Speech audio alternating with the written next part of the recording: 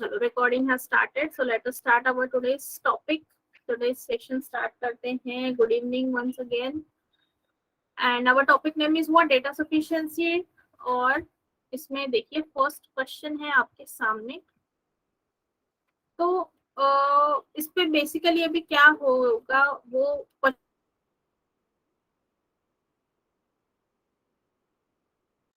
का टाइप आप समझ लो, देन आपको समझ में आ जाएगा कि इसमें एक्चुअली करना क्या. ठीक है. अब यहाँ से यहाँ तक जो आपको ये क्वेश्चन मार्क दिख रहा है, it is nothing but the general information given to you. Okay. और इस जनरल इंफॉर्मेशन के ऊपर आपको ये है दो स्टेटमेंट. अभी इसमें आपको सॉल्व कुछ भी नहीं करना है. ठीक है. सॉल्व आपको कुछ भी नहीं करना है इसमें.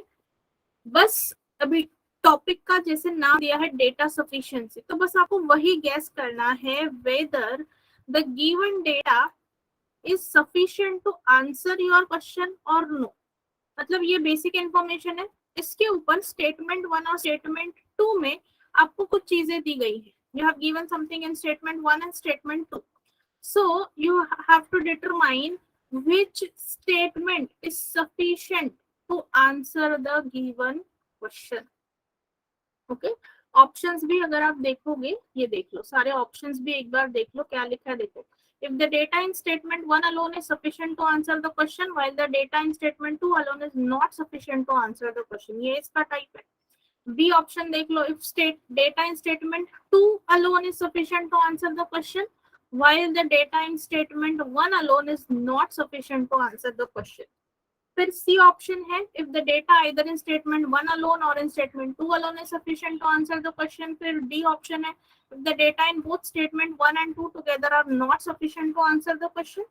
And E है that both statement 1 and 2 together are necessary to answer the question. तो बस आपको डेटा कौन सा जरूरी है, स्टेटमेंट 1 का सिर्फ डेटा जरूरी है या सिर्फ स्टेटमेंट 2 का डेटा जरूरी है, या किसी भी एक स्टेटमेंट का डेटा चल जाएगा, या फिर कोई भी डेटा से आपको आंसर नहीं मिल रहा है, या फिर दोनों की जरूरत है, ये आपको फाइंड करना है. ठीक है. तो ये बेसिक आइडिया है बिहाइंड दिस टॉपिक. तो पहला क्वेश्चन सॉल्व करते हैं, उससे आपको और आइडिया जो है वो क्लियर हो जाएगा कि एक्चुअल में करना क्या है. So 5 persons, Ankit, Anant, Ankur, Anoop and Anwar each earns a different amount of money. Okay. और पूछा है who among these persons earns second highest. okay, who among these persons earns second highest, ये आपको पूछा गया है.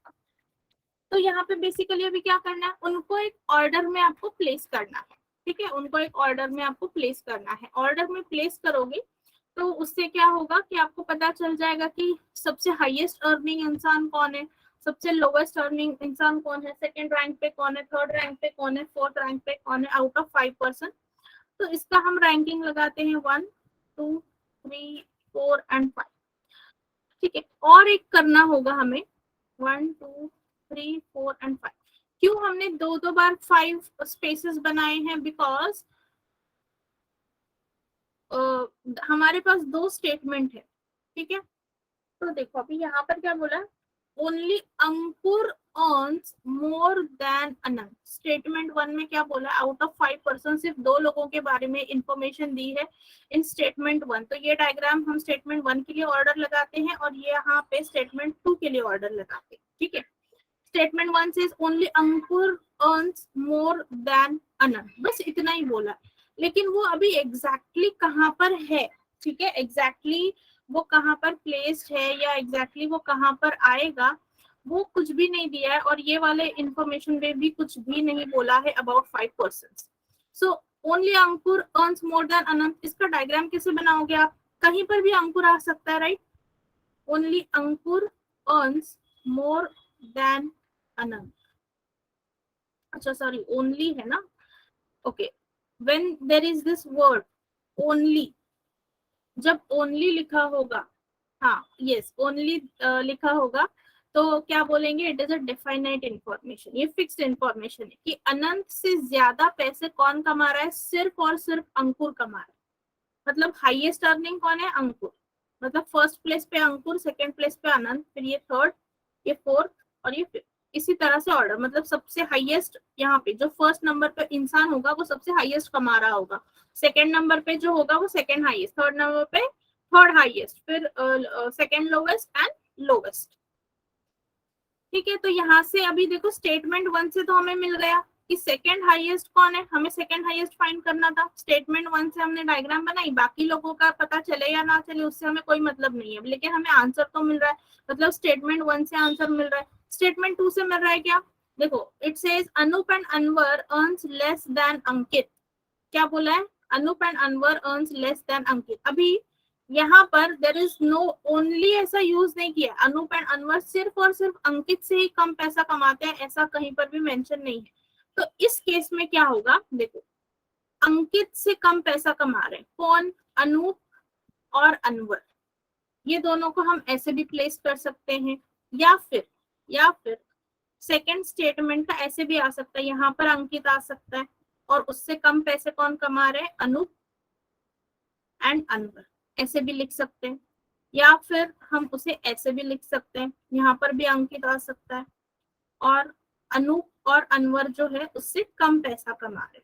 तो मतलब क्या हो रहा है कि स्टेटमेंट 2 में हमें डिफाइनेटली पता नहीं चल रहा है कि अंकित की जगह क्या है और उससे कम कमाने वालों की जगह क्या है। अंकित को हम फर्स्ट प्लेस पे भी रख सकते हैं, सेकंड पे भी रख सकते हैं, थर्ड पे भी रख सकते हैं, राइट। तो कहीं पर भी रख सकते हैं, लेकिन इसकी वजह से क्या हो रहा है, सेकंड हाईएस्ट कौन है वो हमें पता नहीं चल पा रहा है। एंड दैट इज वाई फिर हम यहाँ पे आंसर क्या मार्क करेंगे, that option A will be correct. Data in statement 1 alone is sufficient to answer the question, मतलब स्टेटमेंट 1 का यूज किया और हमें क्वेश्चन जो पूछा था who among this persons earn second highest, उसका आंसर हमें मिल गया। And that is why statement 1 is sufficient to answer the question, statement 2 is not sufficient to answer the question. So ऐसे हमने ऑप्शन ए मार्क कर दिया। किसी को भी कुछ भी डाउट है तो प्लीज आस्क।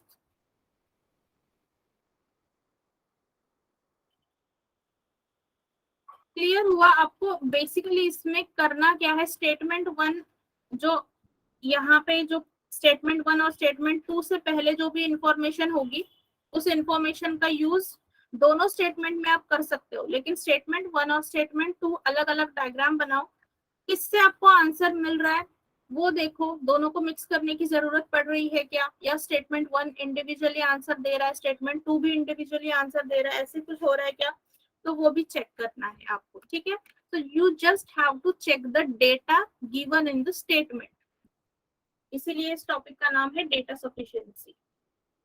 ठीक है, अगर क्लियर है तो रेज हैंड पे क्लिक करो, we will move to the second question. Alright,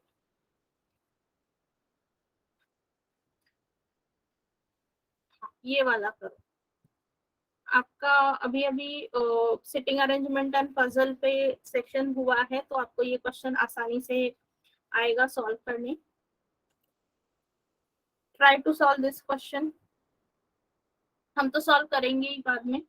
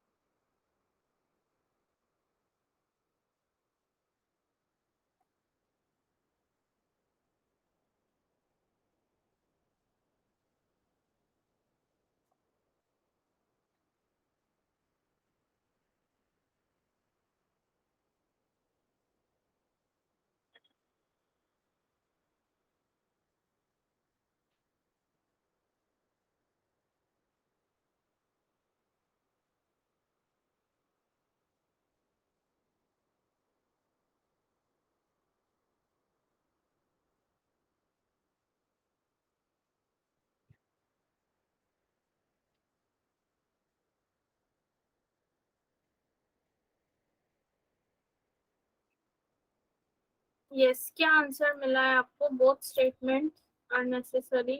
okay, चलो let's see the answer to this.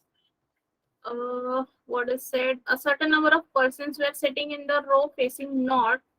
Then how many persons are there in the row? Okay, total number of persons आपको find करना है. How many persons are there in the row? So according to statement one, क्या बोला है? Manoj is 10th from the left end of the row. Okay, तो 10th position पे है Manoj from the left end of the row and 6th to the left of Deepak. ओ नहीं नहीं, यहाँ पे होगा दीपक. ये अगर 10 है तो इसके आगे 9 लोग होंगे and Deepak is here 6th, तो 1 2 3 4 एंड 5, 5 पर्सन होंगे मनोज एंड दीपक के बीच में. Okay okay. दीपक की पोजीशन हमें यहाँ पे अभी तक पता नहीं है. ठीक है, स्टेटमेंट वन के हिसाब से मनोज के आगे 9 लोग हैं, मनोज एंड दीपक के बीच में 5 लोग हैं, लेकिन दीपक के इस साइड में कितने लोग हैं वो हमें नहीं पता है अभी तक, तो इसीलिए we do not know how many total persons. Okay, फिर स्टेटमेंट टू का यूज करते हैं, सिर्फ स्टेटमेंट टू यूज करते हैं. Prakash is 14 from the right end of the row. तो यहाँ पे कोई पर्सन है प्रकाश, उसका रैंक है 14th from the right and, मतलब उसके पीछे होंगे 13 लोग. ठीक है, वो 14th है तो उसके पीछे होंगे 13 लोग. And 8th to the right of Deepak, Deepak के राइट में इसकी पोजीशन अगर 8 है, मतलब उन दोनों के बीच में कितने लोग हैं? 7 लोग हैं. तो सिर्फ अगर स्टेटमेंट टू यूज किया तो भी हमें नहीं पता चल रहा है कि कितने टोटल लोग हैं. तो दोनों स्टेटमेंट को जब हम मिलाएंगे तभी हमें मिलेगा कि how many persons are there in the row. So yes, both the statements, option E, both the statements are necessary to answer the question. तो इतना सिंपल टॉपिक है. ठीक है, इतना सिंपल टॉपिक है. किसी को कुछ डाउट?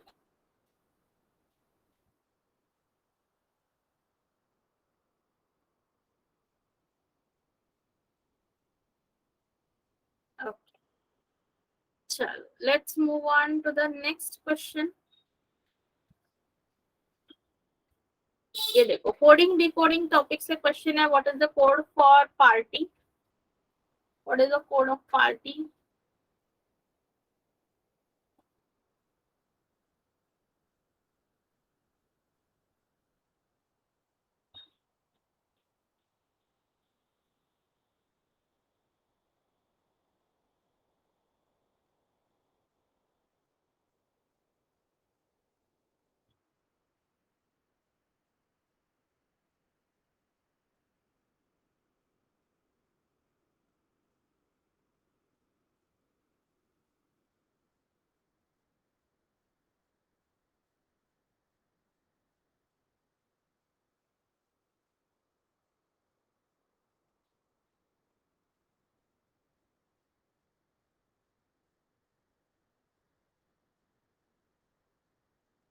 ओके,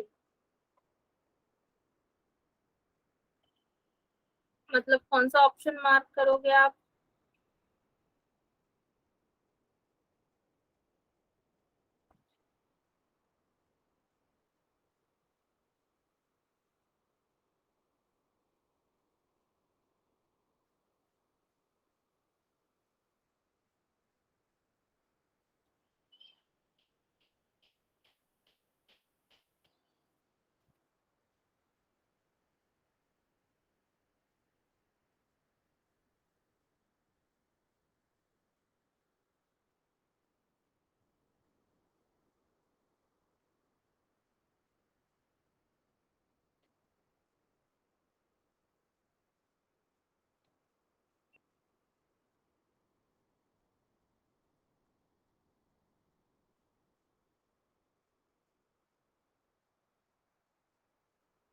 चलो देखते हैं क्या आंसर आ रहा है इसका.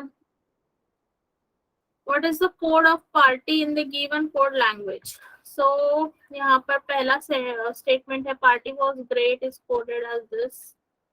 तो यहाँ से अभी क्या होगा, was और great का जो कोड है वो पता चलेगा आपको, was और great का कोड, तो इसलिए पार्टी का जो कोड है वो आराम से आपको मिल जाएगा. स्टेटमेंट 1 से आपको आंसर मिल रहा है. अब स्टेटमेंट मतलब स्टेटमेंट 1 से इंडिविजुअली जब आपको आंसर मिले तो आप ऐसा नहीं कह सकते कि बोथ आर रिक्वायर्ड. जिन्होंने भी आंसर मार्क किया है ना, both are sufficient, both sufficient, ऐसा नहीं. ठीक है, पहली स्टेटमेंट से अगर आपको पूरा पूरा आंसर मिल जाए तो बोथ स्टेटमेंट रिक्वायर कभी भी आंसर नहीं आ सकता. ठीक है, फिर स्टेटमेंट 2 में how was the party and when did the party start, तो दोनों में कॉमन वर्ड है पार्टी, तो हमें स्टेटमेंट 2 से भी आंसर मिल रहा है. तो यहाँ पे आप ऑप्शन क्या मार्क करेंगे, ऑप्शन सी. आइदर डेटा मतलब स्टेटमेंट 1 का डेटा यूज कर लो या फिर स्टेटमेंट 2 का डेटा यूज कर लो, you will get the answer. ये इसका मतलब होता है. ठीक है, तो यहाँ पे होगा option C. Both are necessary ऐसा नहीं आएगा. बोथ आर नेसेसरी कब आता है, when you combine the data, दोनों को मिक्सअप करते हो तब. ठीक है, चलो नाउ नेक्स्ट क्वेश्चन नंबर 4.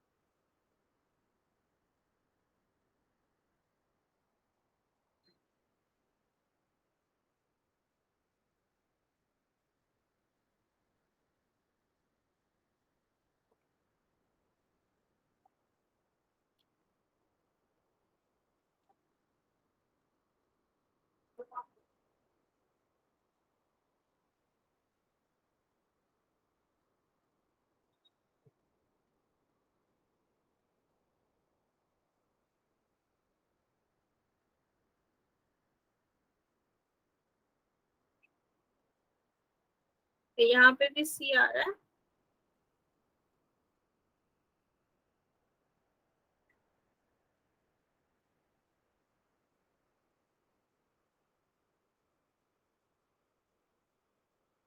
अच्छा, सबका एक साथ आंसर आ रहा है सी, और सबके आंसर गलत है या सही है देखते हैं. सबका सी आया है. चलो let's check. Neither. Okay, so we have to find out the relation कि टीना जो है उसका रिलेशन अनु के साथ में क्या है. मतलब टीना जो है अनु की कौन है, टीना अनु की कौन है, that is we need to find. Tina का रिलेशन अनु के साथ. स्टेटमेंट 1 की डायग्राम बनाएंगे. क्या है, अनु इज द वाइफ ऑफ जाई जय जो भी है. सो अनु इज वाइफ, मतलब वो फीमेल, सो वाइफ ऑफ जय, सो ये होगा male. Okay, Anu and Vini are the only children of Dev. Okay, Anu and Vini are the only children. Anu and Vini, ये दोनों भाई बहन हो सकते हैं, कुछ भी हो सकते हैं. किसके बच्चे हैं, Dev. We don't know the gender of Dev, अभी तक नहीं पता। फिर है पल इज द डॉटर ऑफ जय, पल इज डॉटर, इन दोनों की बेटी कौन है? Pearl. And Tina is granddaughter of Dev, Tina is the granddaughter of Dev. तो Tina is the granddaughter of Dev अगर है, how is Tina related to Anu? हाँ, Pearl is the only daughter, yes. तो टीना जो है वो इसकी बेटी हो सकती है, ऑफ विनी, है ना। Tina is granddaughter of Dev तो दिया है। So relation of Tina with Anu क्या होगा? यहाँ पे रिलेशन क्या आएगा? नीस का रिलेशन आएगा। रिलेशन विल बी नीस, अनु के बहन की बेटी। टीना का रिलेशन अनु के साथ में क्या होगा? टीना इज व्हाट? अनु के बहन की बेटी है। सो यहाँ पे रिलेशन आएगा नीस फ्रॉम स्टेटमेंट 1। तो स्टेटमेंट 1 से हमें मिल गया है रिलेशन, ठीक है। स्टेटमेंट 1 से हमें आंसर जो है वो मिल रहा है। स्टेटमेंट 2 से मिल रहा है क्या, वो देखते हैं। Let us draw a diagram for statement 2 which says Pal is married to Sia, Pal is married to Sia। अभी इसमें से फीमेल मेल कौन है वो नहीं पता हमें। Then Anu is mother in law of Siya, Anu is mother in law, मतलब Anu is mother in law of Siya. मतलब अभी फिर भी हमें नहीं पता कि वो किसकी सास है। सो बस ये पता चला है कि Anu will be mother of Pearl and Siya is what? Daughter in law of Anu. फिर Anu is only daughter of Dev and Roy, Anu is daughter of Dev and Roy. Tina is the grandchild of Dev, Dev grandchild कौन है? टीना, मतलब इसकी और एक बेटी होगी टीना, बेटा या बेटी होगी, क्योंकि यहाँ पे बोला है ग्रैंड चाइल्ड, ग्रैंड डॉटर है या ग्रैंड सन है वो नहीं पता। सो फ्रॉम स्टेटमेंट 2 हमें नहीं मिल रहा answer. Statement 2 we can not establish any relation. So यहाँ पे आएगा option A, data in statement 1 alone is sufficient to answer the question while statement 2 alone is not sufficient to answer the question। यहाँ पे होगा option A. सिर्फ हमें first statement से ही relation जो है वो मिल पाया है between Anu and Tina, second statement से नहीं मिल रहा है।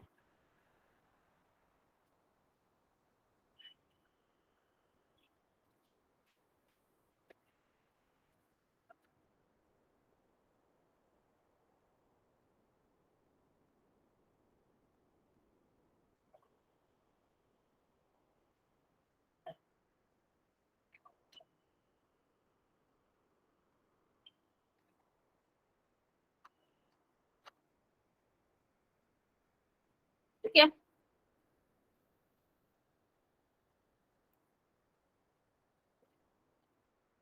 Then question number 5।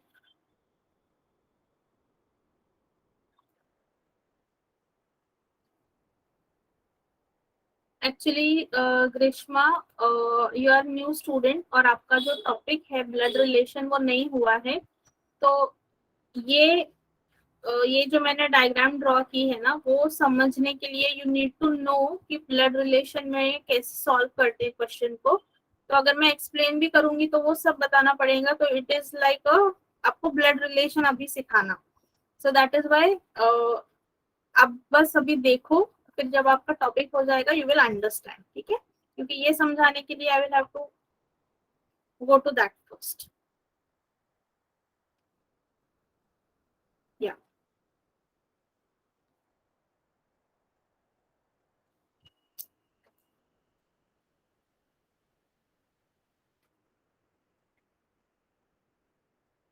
Yes, solve this one, question number 6, इसको सॉल्व करो।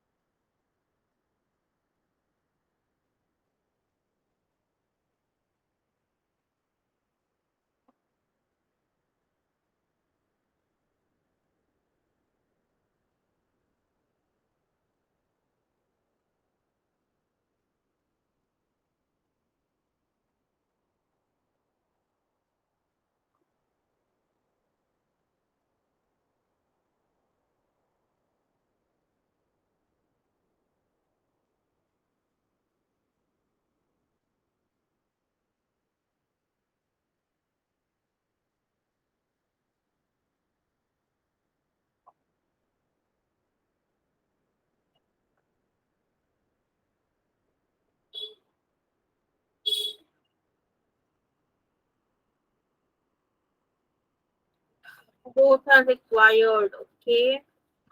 और किसी को क्या आंसर मिला है?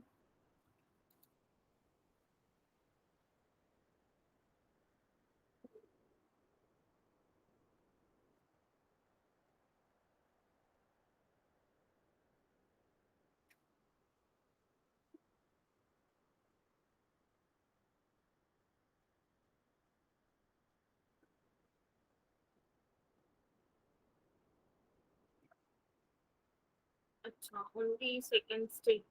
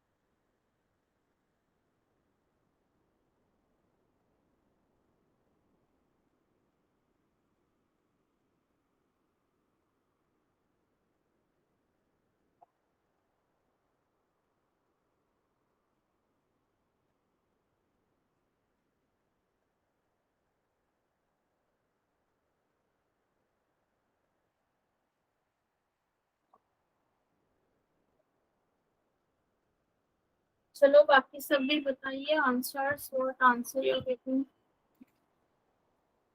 both required, both required, both required. Okay. So there are 6 persons who are sitting around circular table facing the center. Okay. तो statement one statement two दोनों के लिए डायग्राम बनाते हैं. This is for statement one, this is for statement two. Circle में बैठे हैं और they are facing the centre.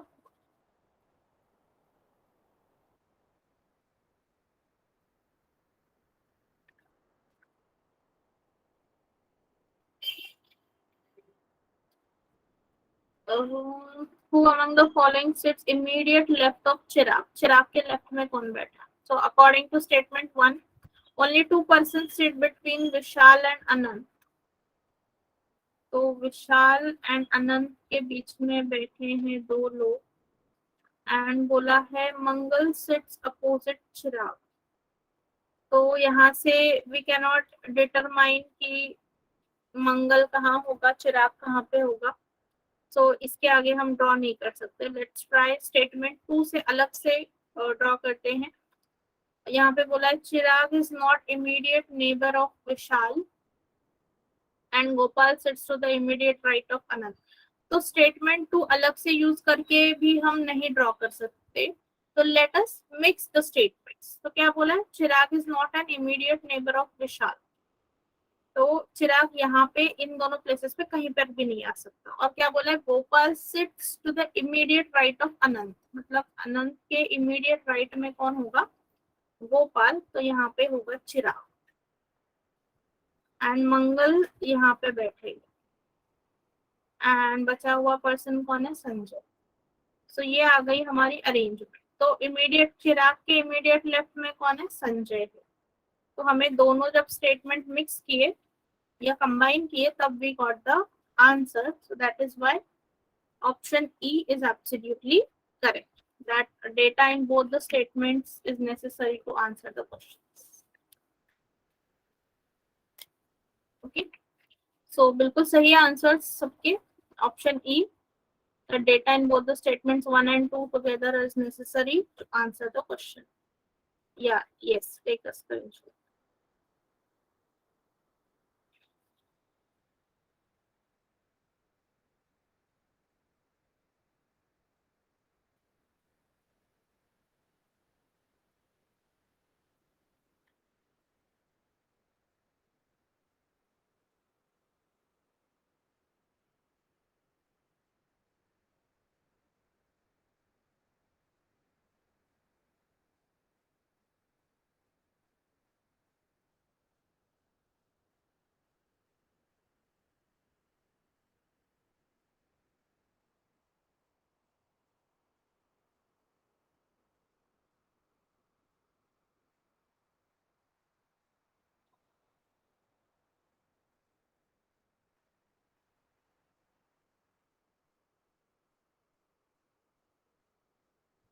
चलो देन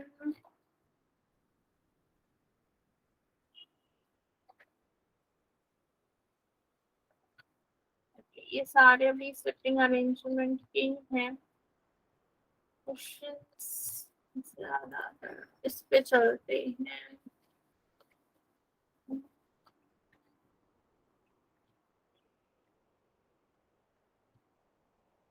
हाँ ये वाला this is from direction and distance का क्वेश्चन है। Solve this question number 5।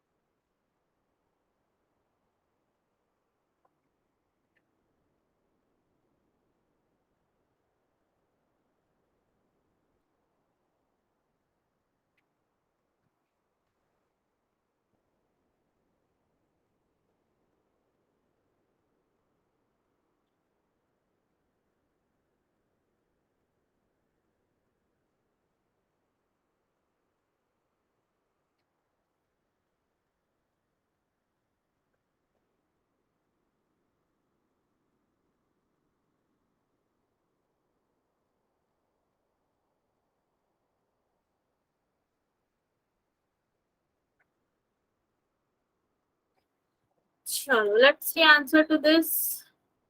Common information क्या दी है? Point G is 5 metre far from point Y. Point A is 9 meter far from point B, which is in east of point Y. ठीक है, अभी ये जो पहली सेंटेंस है, point G is 5 meter far from point Y, सिर्फ distance पता है, डायरेक्शन नहीं पता, तो हम कैसे ड्रॉ करेंगे? We can not draw. ठीक है, तो फर्स्ट और सेकंड स्टेटमेंट के लिए हम अलग से डायग्राम बना लेते हैं।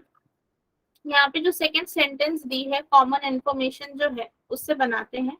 Point A is 9 meter far from point B and point B which is in east of point Y. ठीक है, point Y के ईस्ट में कौन सा पॉइंट है? point B.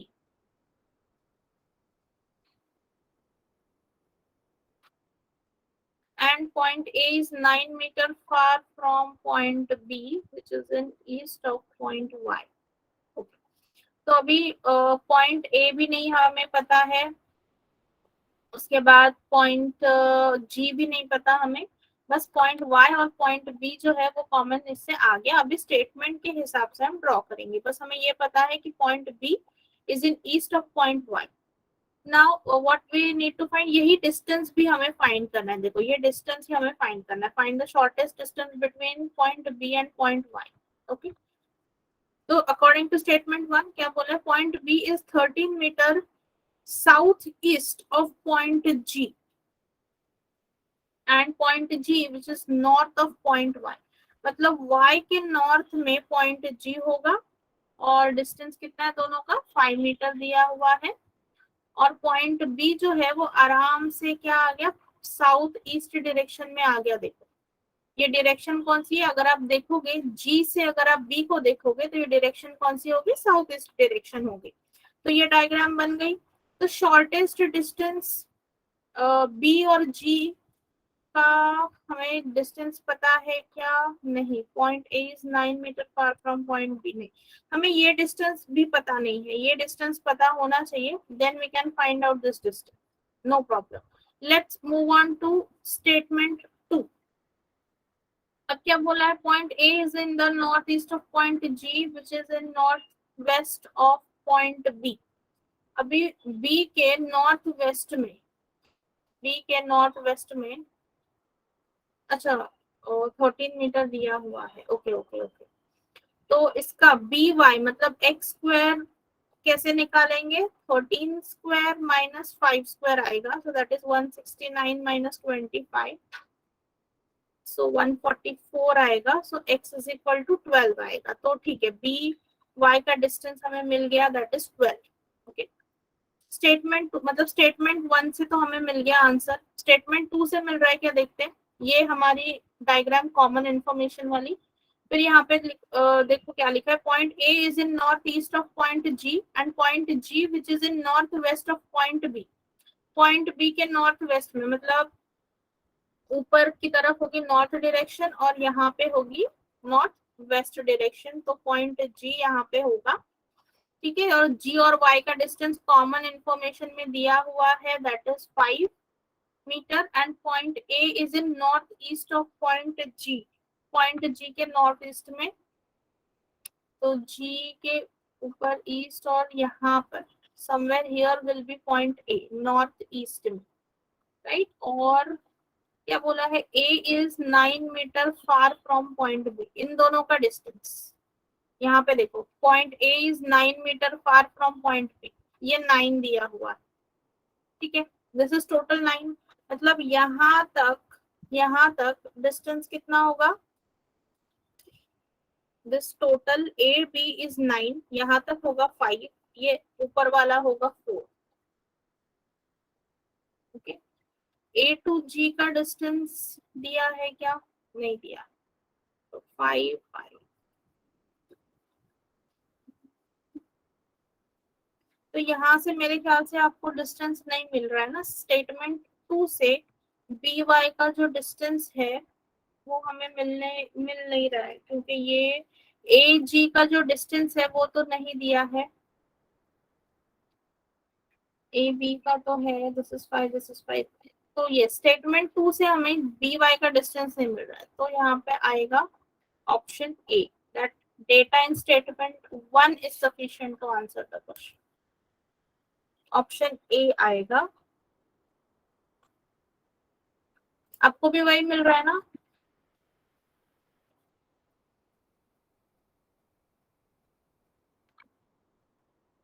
आपको मिला क्या? स्टेटमेंट 2 से डायग्राम तो हमारी बन गई, बट आंसर नहीं आ रहा है, बी वाई का आंसर नहीं मिल रहा हमें। ये 4 है और से तो नहीं, कुछ ऐसे रूल अप्लाई करके भी नहीं हो रहा।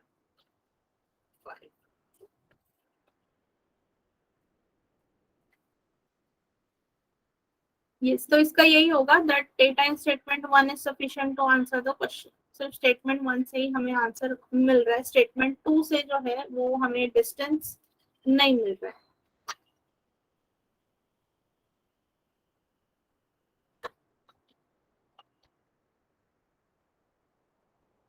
ठीक है, किसी को कुछ doubt?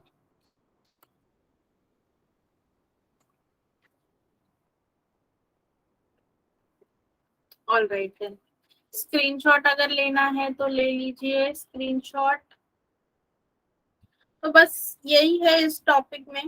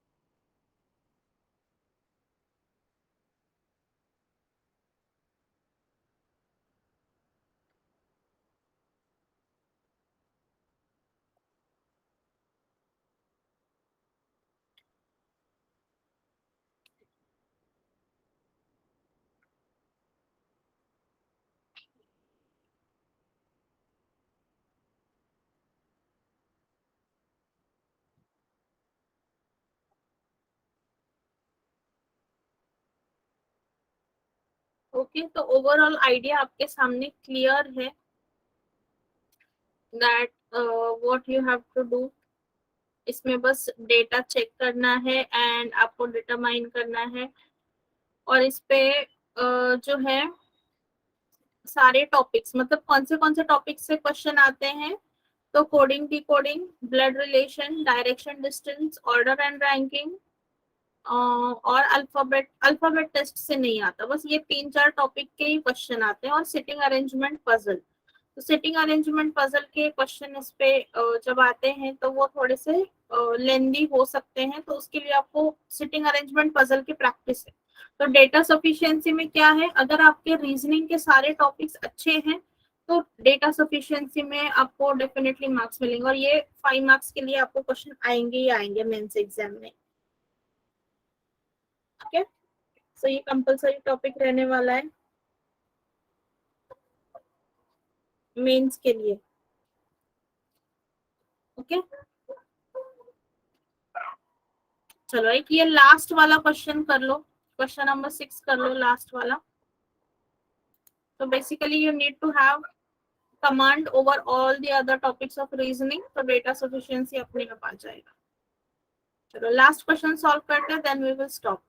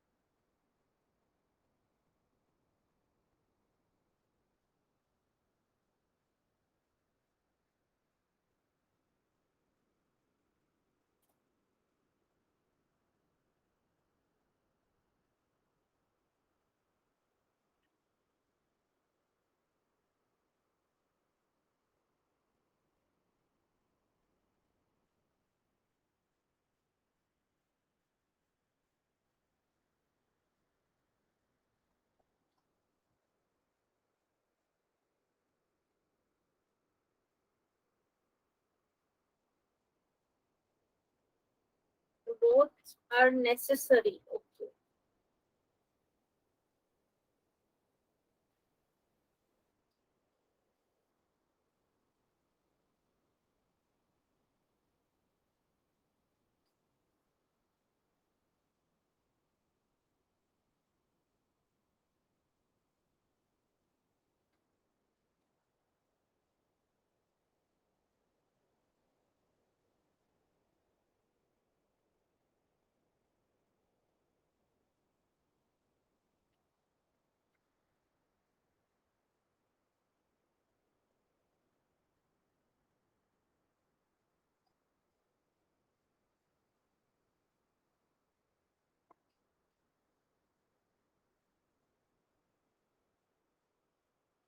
Both are necessary. Okay.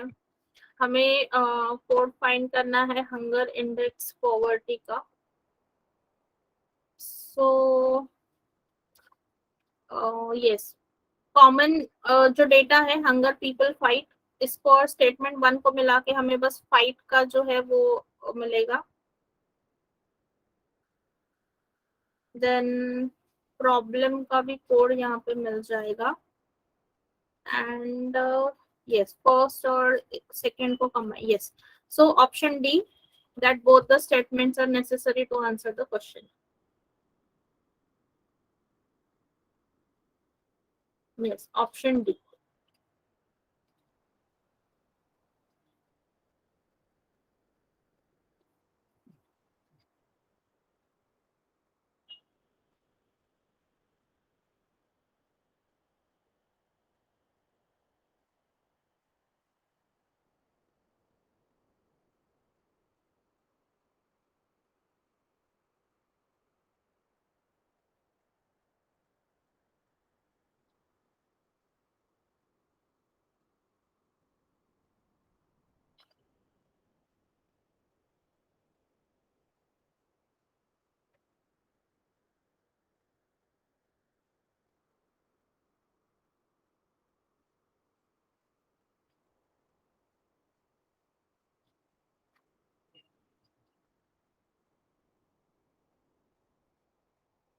Yes, yes.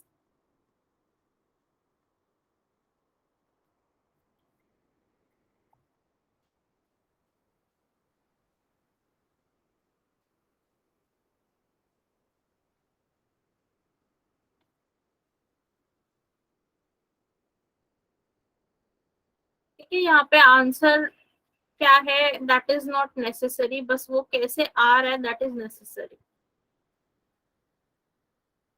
That only I am telling that answer क्या है वो हमें मार्क नहीं करना है.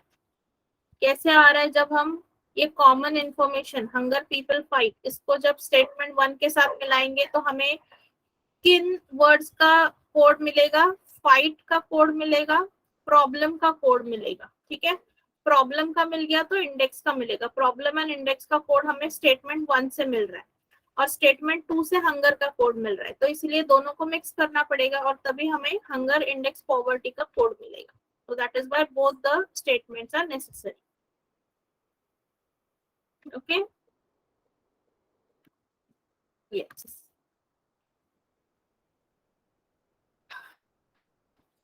ठीक है, all right then. चलो let us stop here फिर.